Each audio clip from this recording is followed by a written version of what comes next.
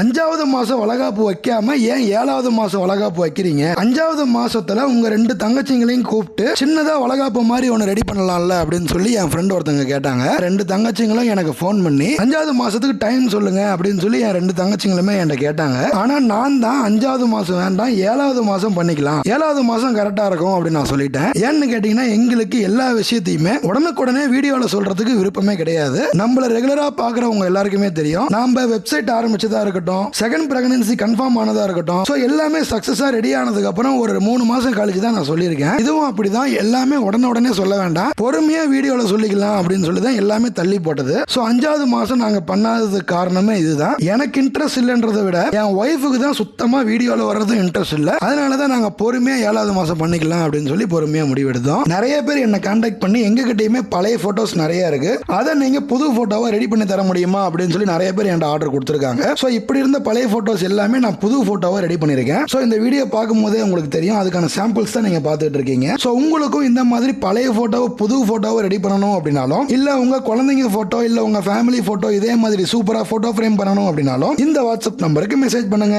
இந்த வாட்ஸ்அப் நம்பருக்கு மெசேஜ் பண்ணீங்கன்னா நீங்க அனுப்புற போட்டோவை போட்டோ ஃப்ரேமா ரெடி பண்ணி உங்க அட்ரஸ்க்கே கொரியர் போட்டுருவோம். சோ உடனே இந்த வாட்ஸ்அப் நம்பருக்கு மெசேஜ் பண்ணுங்க, உங்க ஆர்டரை பிளேஸ் பண்ணுங்க.